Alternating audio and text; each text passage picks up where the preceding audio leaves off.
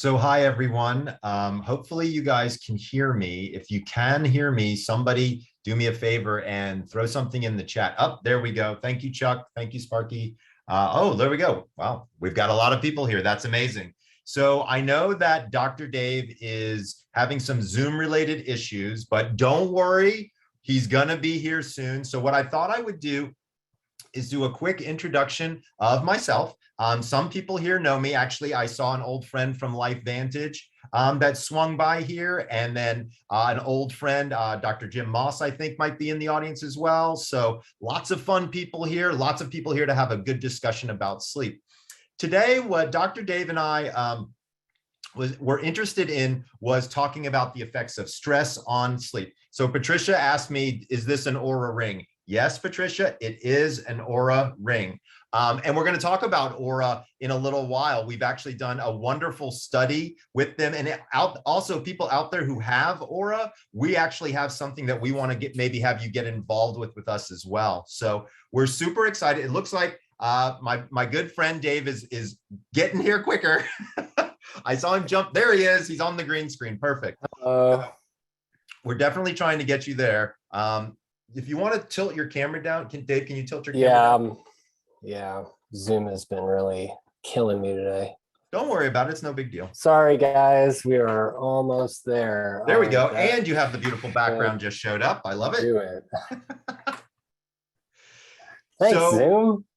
Yeah, Zoom has been a little bit crazy. And let's be honest, the world is a little bit crazy right now. So it's okay that we have a little bit of, this morning. We're all humans and we're all excited to be here to talk about sleep.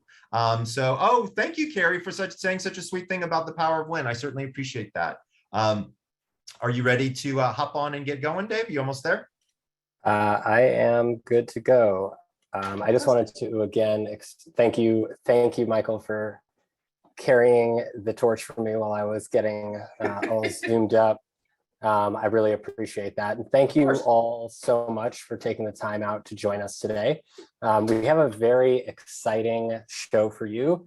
Michael is a good friend and colleague who doesn't need much introduction. Michael is a clinical psychologist, double boarded, and both a diplomat of the American Board of Sleep Medicine and a fellow of the American Academy of Sleep Medicine. He's also appeared and been interviewed on CNN, Oprah, The View, Anderson Cooper, Rachel Ray, and Fox and Friends, just to name a few, which is where many of you may have heard of Michael, and also through The Power of When, which is a fantastic book about circadian rhythms and chronotypes, which is something that we'll get into a little bit here. Yeah. And one of the things we're really excited to announce on this particular webinar for you all is that Michael Breus is joining the Apollo team on our scientific advisory board of esteemed leaders as our sleep expert on the Apollo team. And we were so excited to have him on board advising us on our direction as a company, and particularly with respect to science and research in the sleep department, which is really fantastic news. And we have really enjoyed working together so far. So I just wanted to thank you, Michael, for being here. I really appreciate it. It is my absolute pleasure to be here, number one. And thank you for asking me to be on the advisory board. This is awesome. So here's the bottom line, guys, is many of you know me. So Dave and I have known each other for quite a while. I've been playing around with this science with him. He's been having me try different things. And I have to be honest with you, generally speaking, if I don't like science and I don't like the product, you're never going to hear me talk about it. You're never going to hear me come forward with it. But this was something that was very unique to me. And I want to talk about why I wanted to be part of the advisory board, if that's okay. Can I do that? Is that okay? Because for me, so let's be honest, I get approached by lots and lots of companies all the time, and they don't necessarily have solutions. They have ideas, they have thoughts, they have a couple of products, but they don't have like well-researched solutions. And for me, it's always been about the science. Many of you kind of know that about me. And when Dave and I started playing around and working together, I was like, come on, can you really do that? And you remember, I was questioning, I was giving him a hard time, like, come on, that's not even possible. And he was like, hold on, just look at the data, look at the research, look at what we did. And so honestly, like, I'm more impressed with the science that's been put around my Apollo than almost any device on the marketplace. Certainly from a wearable perspective, I like it a lot. And I'll explain why that as well. So many of you see that I have an Oura Ring. Full disclosure, I'm also on their advisory board. Yep, he's got one too. He's got his neuro on. And so, you know, at the end of the day, we like to work with groups that have good science, that have good metrics, and that are really interested in collecting the data, because that's how we answer our questions. And that's kind of the biggest idea that we're always trying to look at. Oh, there is a question that popped up here. I can answer that real quickly so that it doesn't distract us. So Karen asked, does this product compare with the sleep bracelets of Philip Stein or the sleep induction and sleep maintenance? So very interesting question. I'm very familiar with both Philip Stein and the Apollo products. So I think I can jump on that one really quickly, and then we can kind of get back to where we were. So Philip Stein is much more of a passive product. It's got a small disc in it that's actually impregnated with a frequency that then emanates from it for a certain period of time. Apollo does something completely different. So these are, while they may look like, hey, this is a technology of a frequency that's going to be adding something and helping me with my body, they do very, very, very different things. The good news here is that when we look at Apollo, the data that we've seen on this has actually shown that it increases something called parasympathetic tone, which is that rest and digest system that's in our bodies. There's been no data for Philip Stein to be able to do anything even close to that. And I know because I helped them run their first study on their first product. So I'm very aware of what the two products do. This one is much more of an active solution than that one, which I would consider to be more of a passive solution. Also, this one doesn't tell time. That one usually does. And that one is actually very stylish to wear on your wrist. I've had a couple of comments about this one asking me some strange questions, but to be fair, this one does something very, very different. So with that, we can go ahead and launch back in. I just wanted to make sure we answered that one question. Thanks, Michael. And thank you all for dropping your questions in. I think there's going to be definitely time for Q&A. We're going to try to keep all of the questions in the Q&A box if possible. So there's a little Q&A box for all of you listening on the bottom right. If you could post your questions in there, we'll make sure to keep track of them and try to answer as many as we can before the end of the hour. And please, if you have, there's a couple ground rules I want to be extra clear about so that we don't set expectations incorrectly, is that we will not be answering questions about personal medical issues on this particular webinar because we are not your doctor. And while we are providing advice that can be helpful to you in your life, if you have questions, please consult your doctor about your specific situation. And you can reach out to us offline and our team, and we'd be happy to help. If you have questions about specific issues with your Apollo or things you want to learn about how to use Apollo better, you can post them, but we highly recommend reaching out to our customer service team, who is ready and waiting and excited to talk to you about anything they can do to help you have a better experience. So for those who don't know me, I'm Dr. Dave Rabin. It's a pleasure to meet you all. I am a psychiatrist and a neuroscientist by training. I practice clinical psychiatry, mainly focused in my practice on PTSD, depression, anxiety, and substance use disorders. However, sleep is always a problem across all of those people, all those kinds of challenges. And so we have, in many ways been led to, when working with these people at the University of Pittsburgh, trying to figure out new ways to help folks who are struggling with chronic stress on the mental illness side cope with sleep and balancing sleep better. One of the major things, because just balancing sleep, as we know in many of these disorders, makes a tremendous difference in outcome. Michael talks about this a lot.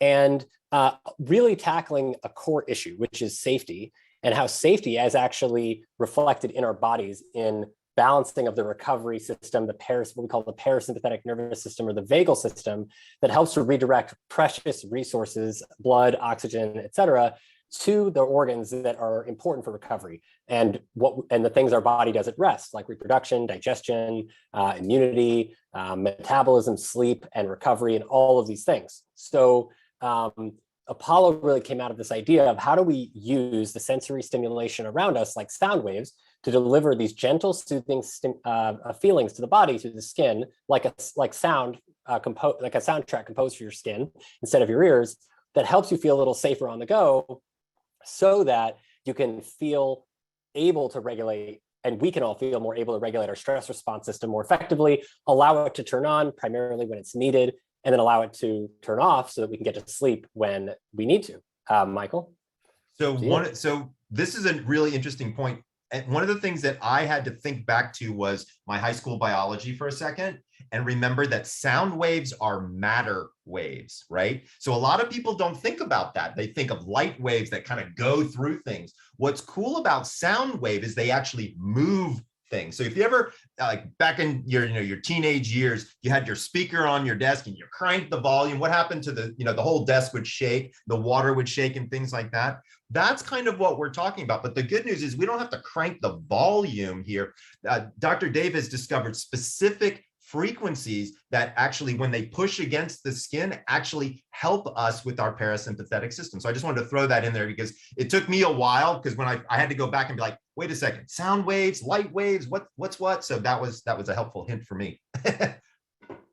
Yeah, and just the idea that we have control in some ways over what slow, soothing stimuli we associate ourselves with and what we pay attention to, like breath, right? And other things that make us feel safe, really authentic, genuine, non-judgmental human connection to our friends and family. Wow. All of these things contribute. Soothing music, soothing touch, they all contribute to helping us feel more balanced so that we can sleep better at night.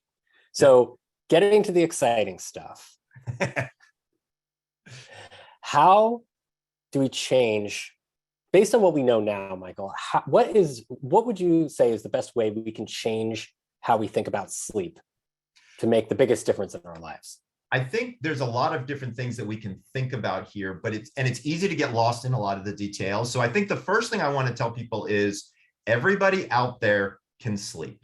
I just want to be very clear about this, okay? Like, it is a human function, just like breathing. We can all do it. Some do it better than others. And sometimes we get in our own way to sleep. And I think that's one of the areas that's so nice about what the science does is, I don't know about you guys, but the pandemic's been pretty stressful, right? And it's a new kind of stress too, right? It's not that, oh, I've got traffic in LA stress, or I've got, oh, my boss is a pain in the ass stress. It's like, I'm worried about my health. I'm worried about my children's health. I'm worried about my grandparents' health. I'm worried about my best friends.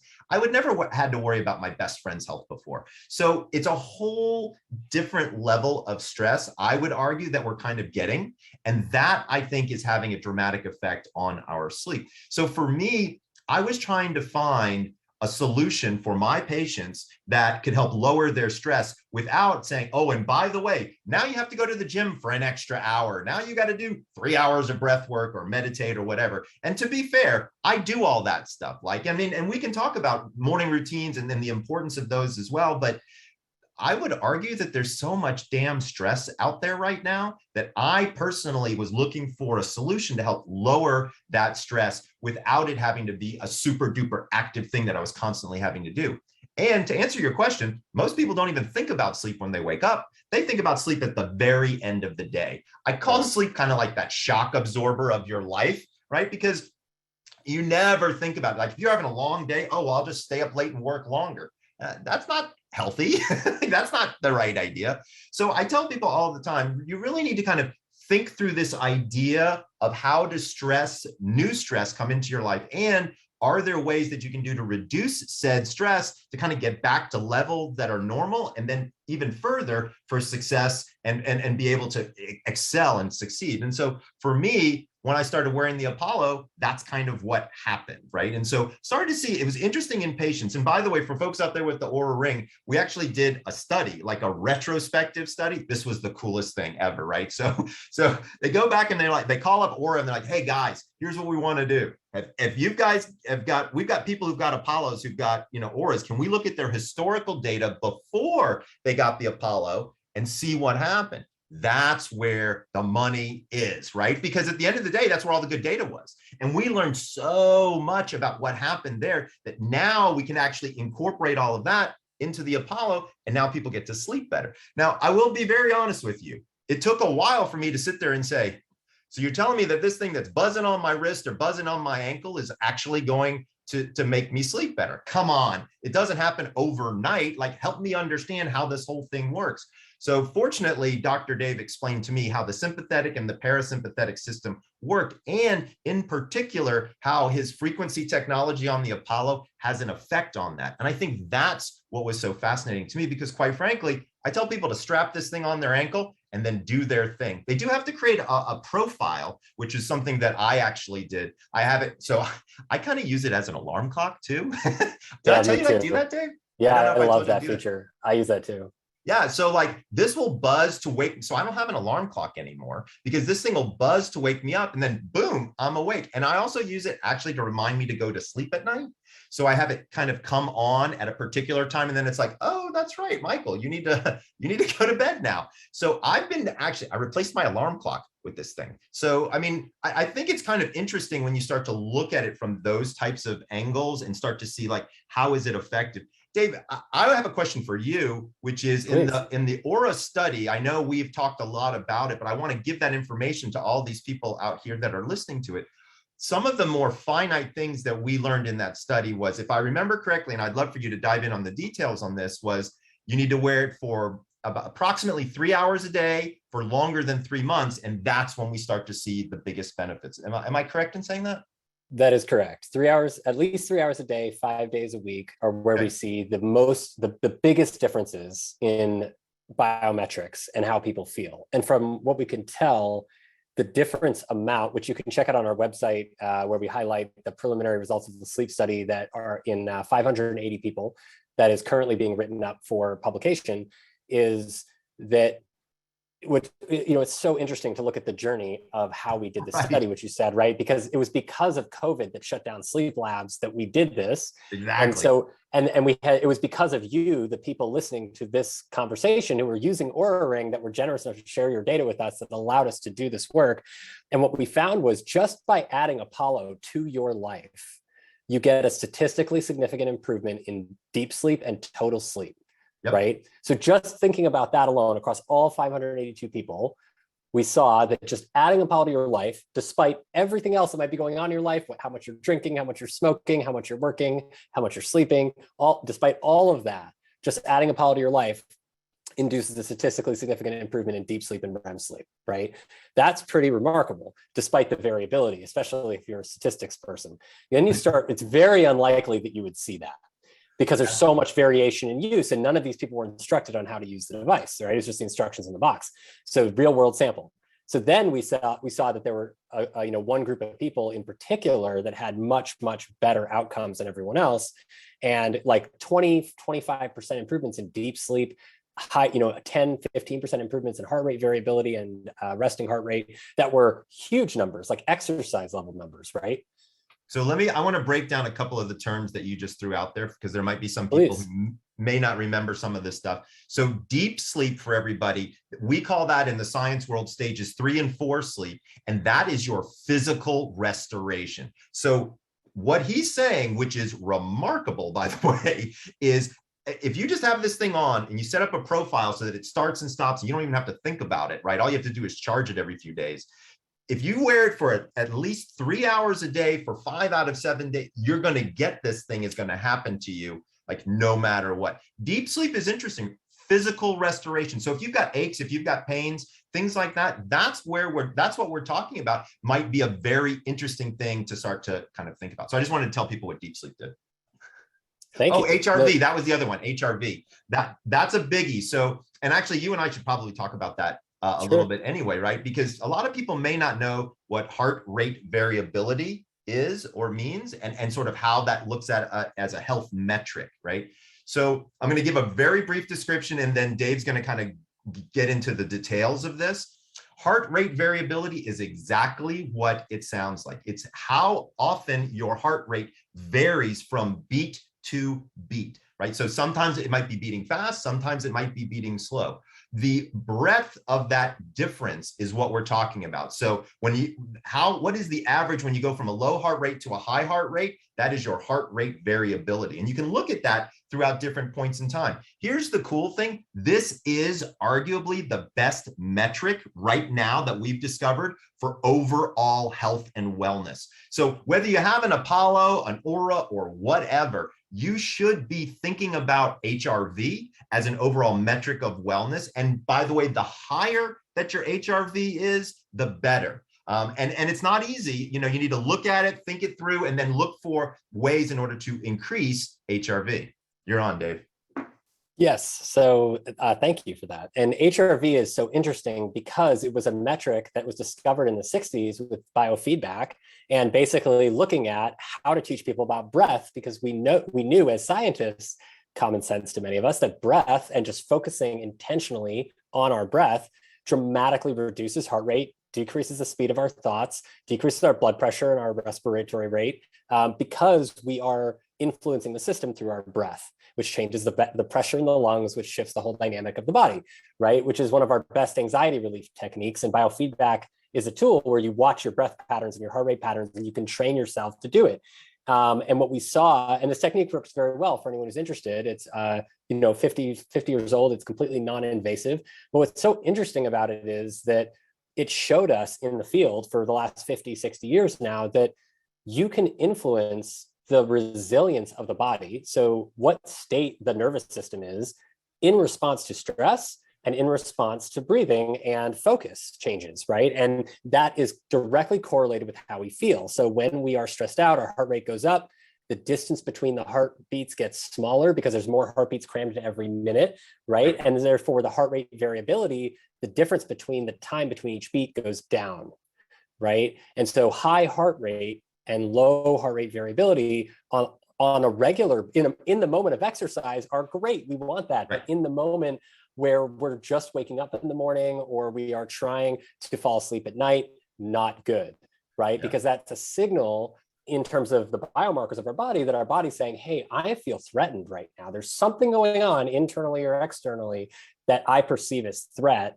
So you're not safe enough to sleep, so you shouldn't sleep. Right? Or you should sleep lightly so that you can wake up anytime anything comes in that might potentially harm you. And so a lot of this is about practice, which is what we would do with our patients, is helping them to be aware first that this is going on. Apollo is an awareness tool, right? It helps us be aware that we are safe in the moment.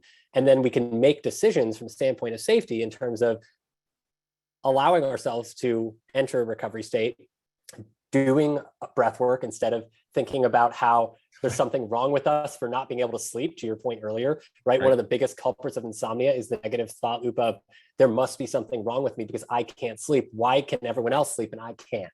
Right. And this is where this is the beauty of where Michael's work and my work directly interface. And it's something that we can all change through these practices. So Michael, on that point, I think this is interesting, right? Because Apollo is from this sleep study that I shared the link to. We're seeing that when people use it over 3 months, that they're getting deep sleep, 19% on average deep sleep improvements, 14% on average REM sleep improvements on average across the 3 months, cumulatively speaking, 4% average decrease in heart rate, 11% resting heart rate, 11% average increase in HRV, and 30 minutes more sleep a night that's concentrated in deep and REM sleep, our most restorative sleep cycles. Yeah. Sign me up, bro. Right. Just by wearing it 3 hours a day and 5 days a week, because it's acting on the touch pathway, which is parasympathetically stimulating, just like exercise, just like breath work, just like meditation. And so, my question for you is, all of these other techniques are really great for sleep also, or many of them are. Could you talk about how some of those other techniques that you think are the most interesting? And do you see Apollo as being synergistic with those techniques or complementary? Absolutely. So this is a great question. So nobody sleeps in a vacuum, right? So there's lots of stuff that's going on all the time. And so we definitely want to think through some of the different ideas about what are all of the different things that we can do in order to get a great night's sleep, right? So one of the big ones really has to do with, and we mentioned it earlier, is you got to start thinking about sleep in the morning, not 20 minutes before bed, right? So what does that mean? Get up at the same time every single day. So you're going to hear me say this a million times, all right? And I'm going to explain to you why I'm going to say it a million times. If you get up consistently, including the weekends, by the way, guys, including the weekends, what you will discover is your circadian rhythm or your internal biological clock functions better. Let me explain to you exactly what happens when you wake up in the morning and why you want to wake up at the same time every morning. So when you wake up in the morning, your eyes open up. If the sun is up, which hopefully it is, sun comes in and it hits a particular type of cell in your eye called a melanopsin cell. This cell then sends a signal to a place in your brain called the pineal gland, which turns off the melatonin faucet in your head. Remember, guys, melatonin is that key that starts the engine for sleep. So we got to have it. Well, here's the problem is it's great that it gets turned off and everybody knows about that, but there's a second function that happens in the morning from sunlight. Once it turns off the melatonin faucet, it actually sets a timer in your head for about 14 hours later to start melatonin production. So it gets very interesting. So let's say you're waking up every morning at 6 o'clock in the morning, 6 o'clock in the morning. 14 hours later, which is about 8 o'clock at night, is when your melatonin is going to kick off. You'll be able to fall asleep at about 9:30, 10 o'clock. Now it's Saturday and you went and partied on Friday night and you really had a good time and you've decided to sleep in not till 6, not till 7, but till 9. It's not an unreasonable thing to think about, right? Like, let's say you went out and you went to a concert, get home at 2 o'clock in the morning, what have you. When you get up at 9, here's the problem. Your brain can't tell time.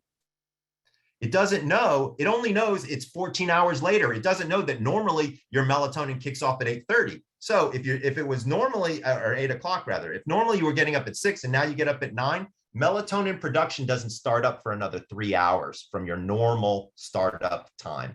And that's when everything gets wonky. So number one, just wake up at the same time every single day. I promise you, it will make your life easier. Like I was telling you before, I use my Apollo to actually wake me up at that same time every day. Now, many of you may not even need an alarm, as it were. You might wake up naturally at that time. If you do, that's awesome. That's exactly where you kind of want to be.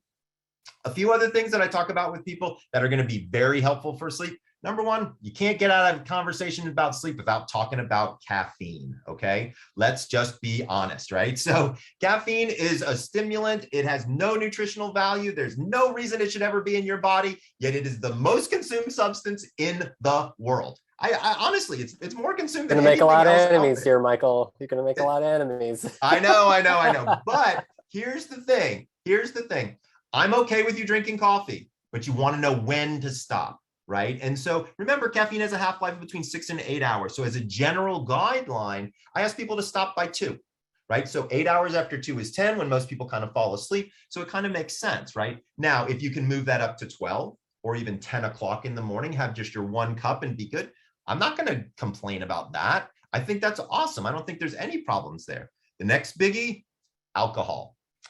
Alcohol is the tough one, right? There's a really big difference between going to sleep and passing out, okay? We don't like the passing out. We like the going to sleep. So when we think about that, we want to say, hey, I enjoy an adult beverage at dinner, but I need some time between dinner and lights out in order to be able to actually digest and get that alcohol out of the system. Average human, it takes them 1 hour to digest 1 alcoholic beverage. So here's the general guideline.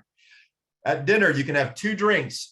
After each drink, you have 1 glass of water. So if you have 1 glass of wine, 1 glass of water, you wait 1 hour before lights out. 2 glasses of wine, 2 glasses of water, you wait 2 hours. You really want to stop at 2. And I'll explain why. So if you stop same at 2, for men and women, Michael? Well, that's a little different, right? So for men, I think they, depending upon their size, and their metabolic structure, it could be a little bit different. So that's actually a fair point. So know your limits, right? But here's the thing. If you're to the point where you've had your second drink and you're starting to feel a little tipsy, stop. And I'll explain why. Because what that means is your brain is a little toxic. And so it's going to spike something called cortisol. Cortisol is like the antithesis of melatonin. They work in opposites. So you really don't want to be an energetic drunk trying to go to sleep. It just doesn't work very well. So if you can, stop alcohol 3 hours before bed. Other big thing is morning time. I'm always talking about mornings for people. So the thing I like to tell people is, we already talked a little bit about it, sunlight. You definitely want to get some sunshine every morning. So I ask people to do 3 things when they wake up. Take 15 deep breaths, drink 15 ounces of water, and spend 15 minutes in the sunshine. Hopefully you put on a robe. I'm just saying, put on a robe. So at the end of it all, I think there's a lot of things that people can do that are active and passive that can be super duper helpful for their sleep. I do want to, if I can, I wanted to bring up a one topic that I thought would be an interesting topic for people, which is the idea of wearables. And are wearables a good idea? Are wearables a bad idea? What are people thinking about those? Because we're temporarily, we're in that wearable space with this thing, right? So how do we connect with that? Is that a good thing? Is that a bad thing? So I thought I would bring it up. I can give my take and then you can give yours if you're cool by that. Sure. Yeah, absolutely. Could you mind if I add something about the alcohol before you do that? Please. Because I think it's really interesting that you bring this up. One of the exciting parts about the work that Michael and I do about, connecting with our clients and you is really inspiring radical self-inquiry, right? Yes. Which is really just learning about yourself in a really fun way and really exploring your own body and trying to figure out what works and what doesn't, right? Going to wearables, many of you who use Oura Ring and Apple Watch, you want to do the experiment, track your Oura Ring averages. You can sign up for our sleep study. We'll be sending out a link shortly in the chat. And you could share your Oura Ring data with us and we can actually determine whether or not it, and what groups you fit into in our sleep study. And we're grateful for the information. And you can also do the experiment on your own where you drink some alcohol right before bed and you measure your HRV. But when you do that in the morning and then you drink some alcohol and you stop 3 hours before bed and then you measure your HRV in the morning and then you use Apollo without alcohol and you can see your HRV in the morning and I can, and assuming that most other factors are controlled, it's fairly reliable as I don't tend to endorse N of 1 experiments as science, but you can fairly reliably induce an HRV heart rate variability drop and a resting heart rate increase just from one night of shifting this single factor around alcohol. And correct me if I'm wrong, I think the statistic is something like 80%. I think this was from a Lancet article a couple of years ago, something like 80% of people who use a stimulant, caffeine included in the morning, but also methamphetamine included, 80% of those people wind up using some kind of sedative at night, prescription or alcohol related. That's correct. Yeah. So what we're all Elvis dieting. Yeah. So what Dr. Dave is talking about is kind of the balance that people are constantly trying to achieve. So they're taking something to stimulate, then they're taking something to put them to sleep. And to be honest with you, that's kind of not what we're about. Like we're all about the natural, like we want your body to function the way your body should function. And I like wearing wearables because it allows me to understand myself. I think your point of that we are a company of self-exploration, it couldn't be closer to the truth. That's exactly what we want to do, is we want to look at data. We want to understand what's going on. Now, to be fair, not every wearable out there is as accurate as the next, right? And so we have to think about these things. One of the questions that I get asked all the time since I work with Oura is, well, my sleep data is not always so accurate, Dr. Breus. How do I deal with that? Well, I talk to people about this all the time. And here's the thing. Don't just look at a single data point. Don't just look at one night. Did it work? Did it not work? Look across a week or so and look for changes, or what we call the delta, right? So let's say that Oura says that you're getting 14 minutes of deep sleep every single night. That's probably not accurate. But if it says you got 14 minutes one night, 407 the next, and 236 the next, I want to know what happened on those 2 nights to see how that affected your sleep, because I know you got more than 14 minutes, if you will. So I try to describe to people that you don't want to live and die by the data. Use the data as kind of a guide, if you will. I think that helps people out a lot. Now, there also is, by the way, something called orthosomnia, which is where people have gotten so involved in their tracking that it gives them anxiety and it actually prevents them from sleeping. So I also want to send out a small word of caution to people. If you're an obsessive compulsive kind of person, and you're already tracking a million things, you might not want to be tracking this as close as living and breathing on said data. Remember, we're all humans. We all have a lot of variation in us. And so if it didn't work one day, it's probably going to work the next. So just give yourself some time and don't lock into those numbers. Yeah, that's absolutely correct. And this is the biggest mistake that I think most wearable users make, whether it's with Apple Watch or Ring or the less accurate devices like any number of other things that are out there, that these are not clinical devices, right? These are not from a laboratory. They have not been certified in any kind of rigorous setting, with a few exceptions. And for that reason, you know, they're not as accurate as for point of use measurement, where the conditions have to be just so. For example, right, when we measure resting heart rate, we try to measure it first thing in the morning when you're waking up. The Oura Ring actually does that really, really well, but many other wearables don't, because they don't have the algorithm as accurate with detecting exactly when you wake up in the morning and measuring heart rate in that time and throughout when you're sleeping. So it's interesting because it's exactly what Dr. Breus is saying, right? It's the trending of the data over time that is really what matters. Sure, if your HRV is in the dumps one day and you know you haven't slept well the night before and you know you're not feeling very well, it could be confirmatory that maybe you should not push yourself extra hard today. And that's used by many elite athletes and many folks in the elite military world for training and for knowing when to send people out if they're really looking terrible and they're not showing it physically. But in general, trend everything that you do, you know, and really just keep, again, trend that it's your awareness and the expansion of our awareness over time that allows us to trend these different things, including how do I feel in my body when my deep sleep was 10% over the last 2 weeks, right? Not how do I feel necessarily right now, and is that number of telling me that I slept badly when I feel like I might actually feel rested, which I have lots of people coming to me as well about.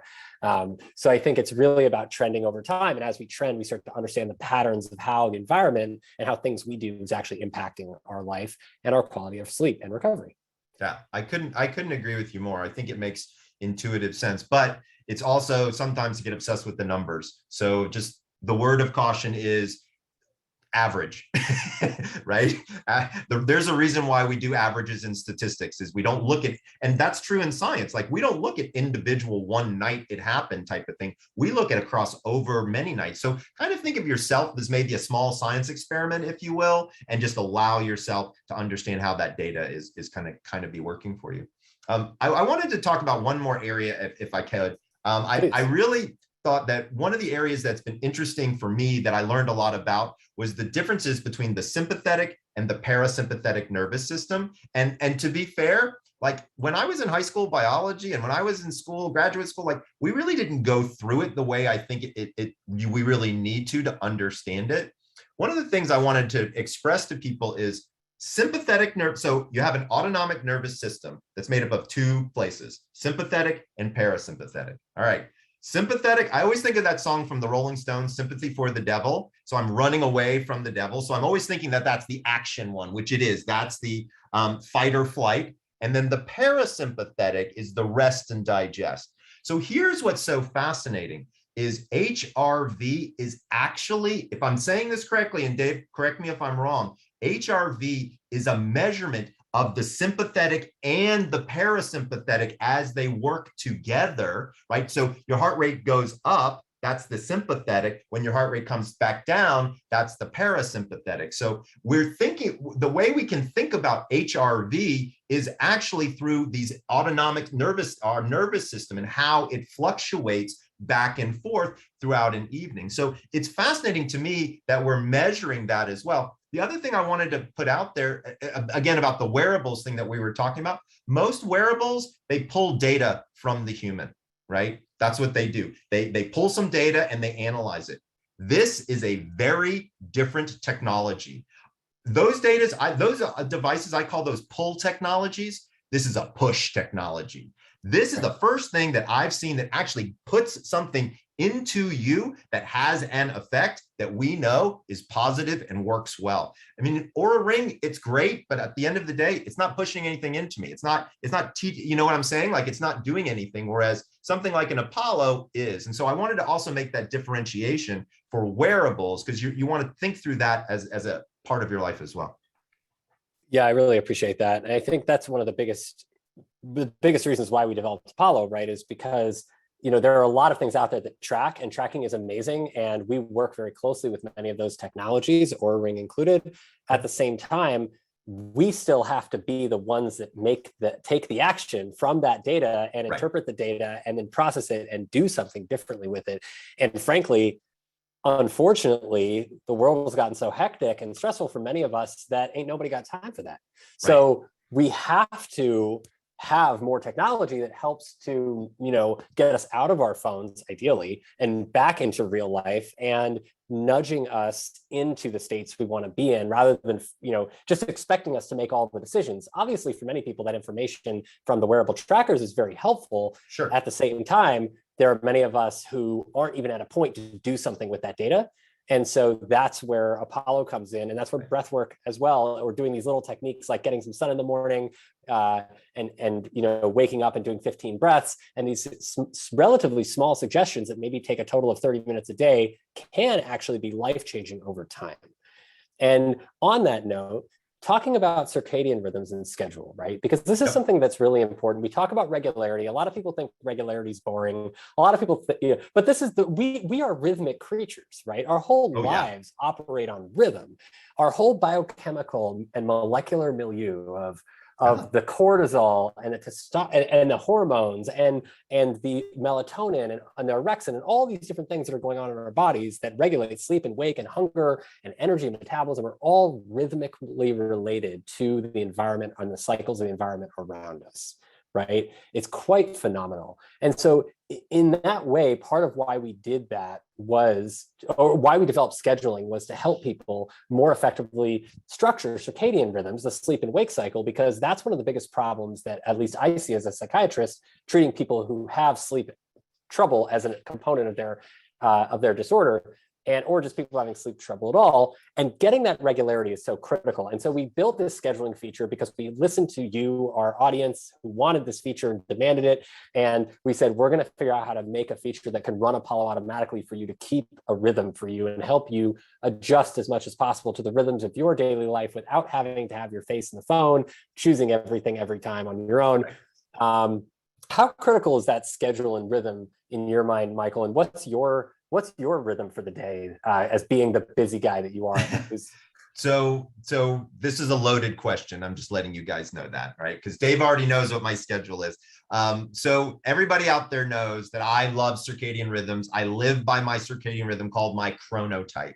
And so there are a lot of chronotype. There are 4 chronotypes out there. So you might not have heard of the term, but you've actually heard of the concept before. If you've ever been called an early bird or a night owl, those are chronotypes. And so you can actually understand, and this actually works well with an explanation of how Apollo works as well. So as an example, I'm a night owl chronotype, which means my melatonin doesn't turn off until very late in the morning time, right? So what does that mean? That means I can now understand when my hormones are active and not active at certain times. And I can find certain times in my day to do certain things, and I'll already be there because naturally my hormones are already there. And so what Apollo actually does is it helps heighten those features for me as well. So I already know, as an example, that I'm a night owl and that in the morning time, I'm not very good with details, right? And so what do I do then? So this is going to sound a little kooky, but this is actually what I do, is I set my Apollo for focus during the times when I know I'm not going to be focusing.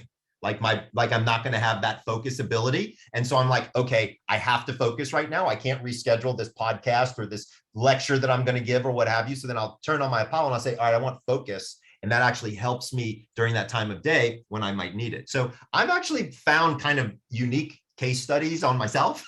I mean, I've been using it for almost 2 years now. So I like to play around with it and find fun things to do with it. But knowing and understanding your chronotype can actually be very, very impactful for you in a whole host of ways. The biggest one that everybody always asks me about is sex, right? So Dr. Breus, what's the best time of day for sex, right? And believe it or not, we actually have a hormonal circadian answer to this. So I'll give a brief answer, if you will. So step number 1 is you need 5 hormones to successfully be intimate. You need estrogen, testosterone, progesterone, adrenaline, and cortisol all need to be elevated. And melatonin, the sleep hormone, needs to be lower. So we did a survey, and guess what? Most people are intimate somewhere between 10 and 11:30 at night. What do you think your hormone profile looks like at that period of time, right? Melatonin is high and all those other things are low. So that's hint number one as to when you may want to consider to be intimate. So hint number two, if you have intimacy with a male partner, what do most men wake up with in the morning? An erection. If that's not Mother Nature telling you when to use that thing, I don't know what is, right? So there's a circadian rhythmicity to this. And it is this way with just about everything out there, right? So for example, if you know the circadian rhythm of your daughter, like, so my daughter is right, well, she's 18. When she was 16, I would come in the morning and I would say, hey, Carson, what's up? Are you excited for your day? How many 16-year-olds do you know like to be woken up by their dad saying, hey, have you got anything exciting? None, right? But if I walked in at 2 o'clock in the afternoon when her circadian rhythm was more on, and I said, hey, what's going on? I'd have a 90-minute conversation with my daughter. There's nothing more important to me than conversations with my daughter at all. So for me, it opened up this whole window of understanding that you can actually manipulate yourself by understanding where your rhythms lie. What's also cool is now you can actually do it with Apollo as well. So let's say I want to have that conversation with somebody, but I'm feeling a little off. I can click this thing on and go for it. Yeah. And that's how I use it too, actually. It's kind of an interesting story, thinking, not with my, I don't have a daughter, but thinking about how, you know, there's we can optimize, you know, not even manipulate, but really just restore a sense of agency, right? We're reminding ourselves, we're not manipulating anything. We're really reminding ourselves that we are in control of the way that we feel by being aware of the times that we feel differently and being aware of the times where we're more able to do certain things like be empathetic and connecting to others and open to that and present, and other times when we're not. And that's really useful information. And that said, we can't always work on that kind of clock. And so, you know, using the tools in our environment, using breath work, using music, using things like movement and meditation, mindfulness, and Apollo as well, can all help to kind of optimize the experience. So that for me, as an example, you might not know this seeing me today, but I used to have a lot of nervousness around public speaking and presentations. And I have used Apollo now for about 4 years. And one of the times that I'm probably one of the longest users, one of the times that I noticed it making the biggest impact for me was because I was giving a talk at the university for a lot of my colleagues who were people who were typically very critical, as many of us in the academic world know. And I had just spent a lot of time, and I noticed I was spending a lot of time thinking about what these people were going to ask me, what they were thinking about me. And it started to creep in while I was talking, you know, to the point where my heart started to race, I'm sweating, and my breathing fast.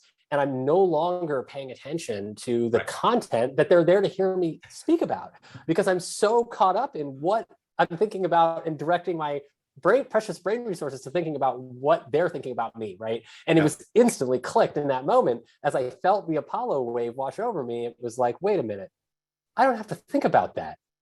They're here to hear me talk, right? If I talk and do what they're here to hear me do, then they're going to have a better experience here anyway, and I'm going to give a better talk. So I don't need to spend all of those extra brain resources and cycles thinking about what they're thinking about me, because that's not something I have control over. I have control over being present with what I'm saying and doing right now, because that's what I'm here to do. I've done it before, know how to do it, all's well. And all of a sudden, using that, Apollo became almost like a training tool that I took in and out of those situations over time, to the point where I don't even need it anymore, because I am so comfortable just talking and communicating. But that's the example of sort of practice makes perfect that I had, or practice, there's no such thing as perfect. Practice makes mastery, in that I had no intention or even thought that could happen. Right. And then just by using it in that way, I retrain my brain to not turn my stress response on when I'm on stage or presenting to a large group or what have you. Yeah, and actually, this is kind of funny, because you and I were talking about this a couple of weeks ago, and we were like, maybe we should run a study with Toastmasters, right? And people who had, because I mean, the number one fear is public speaking. And you had, told me the same story, like, dude, I could never do that before. Now I'm great at it. And so I think, there's so many interesting ideas here that we can kind of think about ways that we can use this to be beneficial. I mean, like you said, number one fear of public speaking. That's certainly something that, people can kind of get involved with and say, oh, okay, that's pretty. Oh, somebody just said neuroplasticity in action. Exactly. I love it. That's right. Yeah. So maybe this is a good time. I don't know if you're up for it. You up for a little Q&A? Sure. Lightning round? Absolutely. So I'm going to try to stay focused here because we have a lot of amazing questions coming in. We're going to try to get through as many as we possibly can. I also want to announce before we jump to lightning round that I have dropped a link into the chat a couple times. This is a link for anyone who's here to sign up to be qualified for our sleep study. We are expanding the study from what is currently 1,500 people to 5,000 people. And this will be one of the largest sleep studies that's conducted completely remotely using wearable technology that has ever been run in the real world. And it's extremely exciting. And in exchange for joining us, you will get access to our beta team, which will also give you access to all of the new and most exciting features of the Apollo technology before everyone else. So please click that link that I dropped, reach out, and let us know if you're interested. So you can change the sleep world with us together. Absolutely. All right, let's do some Q&A. So maybe someone asked a question about PVCs. I don't know if you want to, I don't want to answer it specific to Apollo because we don't have evidence about Apollo reducing PVCs, which are fast contractions of the heart that are unexpected, not necessarily anything that's damaging or bad, but they are unpleasant. Would you want to talk for a second about how sleep impacts cardiovascular function? Absolutely. So one of the things that we generally know is that if you've got decent sleep, it means your heart's working pretty well, right? So we definitely see if you've got disruption in your sleep, like let's say you've got an undiagnosed situation called sleep apnea, for example, right? Where you're stopping breathing in your sleep, your heart rate slows down, speeds up, slows down, speeds up. That's when we see significant cardiovascular risk associated with, for example, apnea being a sleep disorder. Now, somebody might say, well, look, Dr. Breus, I don't have sleep apnea. I sleep just fine. I just don't get enough sleep. Does that have an effect on my heart? You bet it does. There's data now to show that people who get less than 6 hours and more than 10 hours, so in that kind of window, have a double mortality rate, double. So it's interesting. Some people always say, well, what about why if people sleep too long, is that a bad thing? Well, that could mean they have poor quality sleep. They could have an undiagnosed sleep disorder. They could have depression, narcolepsy. There's a whole host of reasons why people sleep longer periods of time. So we have to be careful and think about that, but it's definitely something that you want on your radar for sure. Yeah, definitely. And thank you for that. And for those of you who are more interested in this more, check out our webinar with Dr. Brian Donahue, who is the former chief of cardiology from University of Pittsburgh and also an advisor to Apollo, where we really deep dive into the cardiovascular function. Let's see here. One question was about using Apollo on specific vibration patterns, and does Apollo specifically do sympathetic or parasympathetic? It actually does both.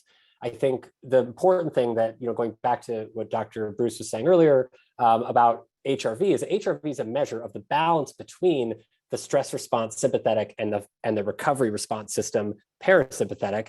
It's not one or the other, it's both. Higher HRV, higher heart rate variability means you're likely to have better balance between these systems and that your recovery system is well supported. That being said, there are certain Apollo modes that can boost relaxation and help with focus and calm. And there are other ones that actually help with energy. And so the energy and wake up, we try to label them as best we can. The energy and wake up is not, for those who asked about it, it's not a parasympathetic stimulating mode in general. Will it make your HRV lower? Not really, but it is very stimulating. It can feel a lot like a shot of espresso that is in over a very short amount of time that you can turn off as you wish. But keep in mind that mode, that vibe that is energy and wake up is not intended to be particularly calming. It's intended to wake you up.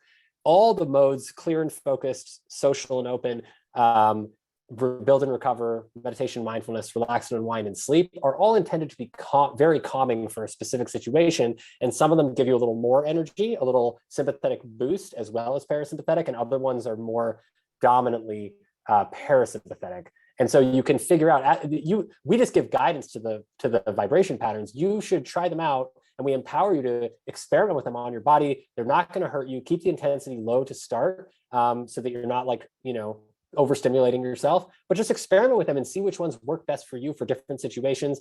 Lots of people like relax and unwind better for sleep than sleep and renew. That's totally fine. But play around, and lots of people use the meditation mindfulness for pain. That's another good one, and aches and pains. So play around with these and see what you think and what works best for you.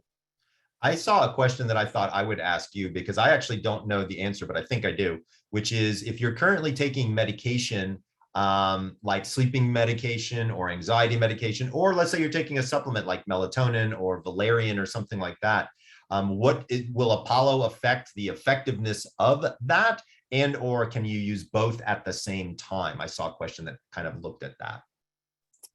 So sorry, that was Apollo and medication.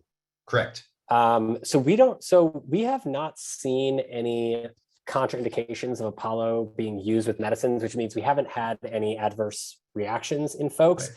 I think that it goes without saying that and I guess because I'm a doctor, so it goes without saying, right? But in general, I think if you are using Apollo regularly can lower your blood pressure a little bit in a healthy way, in a more balanced way, just like exercise. And so if you are on blood pressure medication, especially if you're on a lot of blood pressure medication, which many people are, talk to your cardiologist and make sure, or your doctor, just make sure you're checking your blood pressure regularly, so that you can trend it, as we were talking about earlier, because if your blood pressure is going down as you use Apollo, which happens to many people, it might go down, 1 point per day, but that's still over a course of or 1 point, even every week, but over the course of several days or several weeks, that actually becomes measurable. Right. And then you can actually, talk to your doctor about what to do with your medicines to make sure that you're not taking too much medicine. The goal of the medicine, the goal of our treatments is all to help your body regulate itself the way that it knows how. The less medicine you need, the less interventions you need, the better.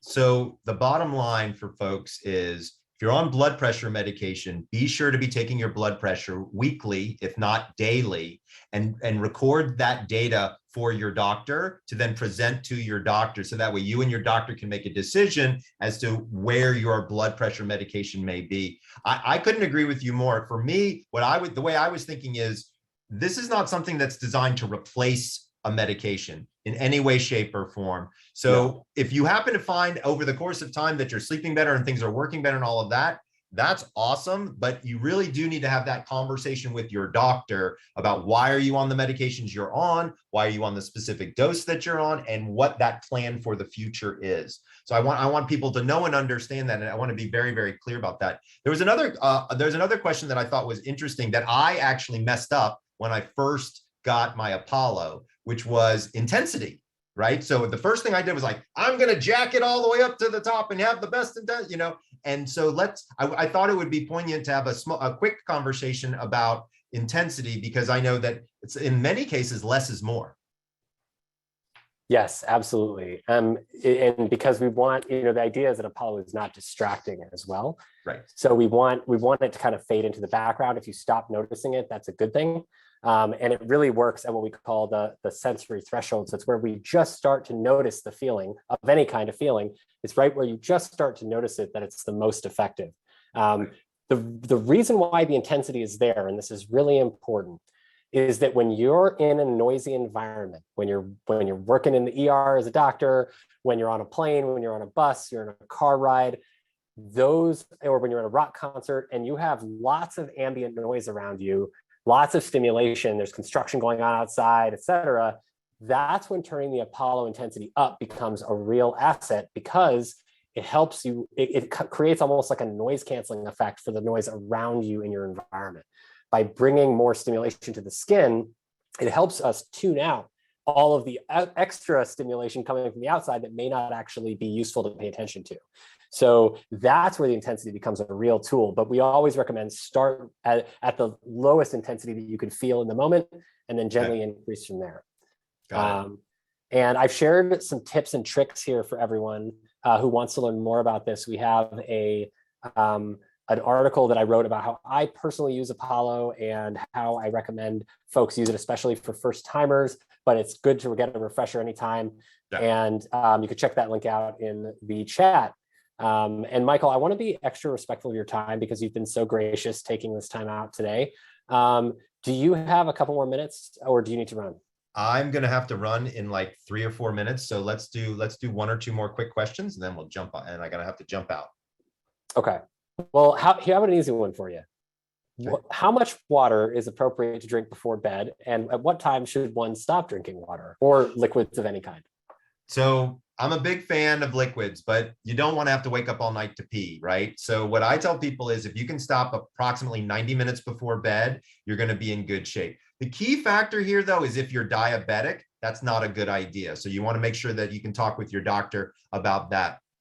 The big thing we want to avoid is nighttime awakenings multiple times to have to urinate. So I'm always asking people to void or go to the bathroom about 45 minutes before bed. The thing that you're looking for to know that you're well hydrated is your urine should be clear. Now, to be fair, if you're taking a bunch of supplements, it might be bright orange or something like that, because sometimes supplements can do that to your urine. But as a general rule, when you use the bathroom about 90 minutes before bed or 45 minutes before bed, if it's clear, you know you're well hydrated, you don't need to drink any more water, you can kind of stop that for the day. And to be fair, sometimes it's medication makes us thirsty.